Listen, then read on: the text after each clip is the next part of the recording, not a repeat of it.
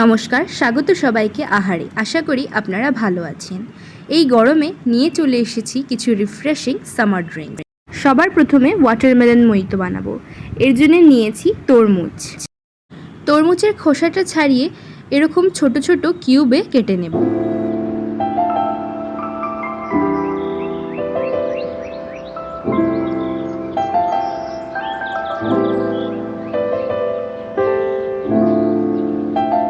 একটা mixer grinder নিয়েছি, তার মধ্যে দিয়ে দিচ্ছি কেটে রাখা তরমুজের কিউবসগুলো। সব কিউবসের জুস বানাবো না, কিছু কিউবস রেখে দেব।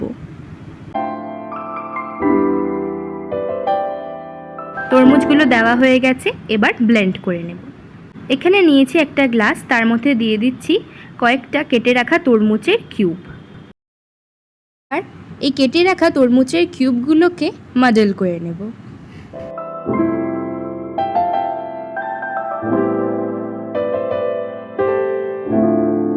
এবার দিচ্ছি কিছু ফ্রেশ মিন্ট লিফ, দিচ্ছি লেবুর রস,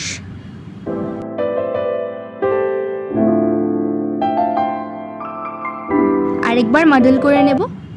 এবার দিয়ে দেব বেশ কিছু আইস কিউবস। আপনারা যদি চান আইস কিউবটাকে অ্যাভয়েড করতে পারেন। আর দিয়েছি এখানে অল্প একটু বিট নুন। তারপর দিয়ে দিলাম আমি তরমুজের জুসটা। এবার দিয়ে দিচ্ছি এখানে আমি স্প্রাইট।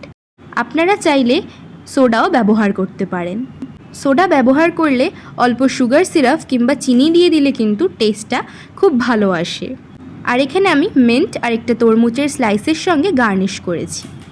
এবার বানিয়ে নেব মৌসম্বি মইতো। এর জন্য এখানে আমি একটা মৌসম্বিকে ভালো করে খোসা ছাড়িয়ে কিউবে কেটে নিয়েছি।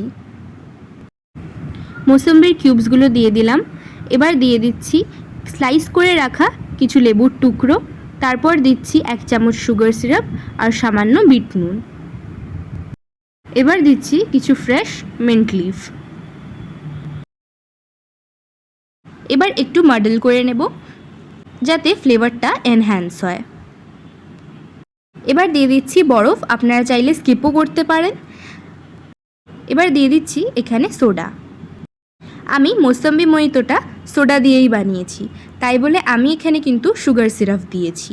এরকম ঠান্ডা জাতীয় জিনিসে চিনিটা মিশতে সময় লাগে। এর জন্যে আমি 3 চামচ চিনিতে 6 চামচ জল দিয়ে বাড়িতেই কিন্তু খুব সহজেই সুগার সিরাপ বানিয়ে নিয়েছি। এই গরমে ড্রিঙ্কসগুলো ট্রাই করে দেখুন।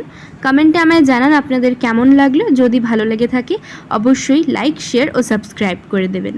Thanks for watching.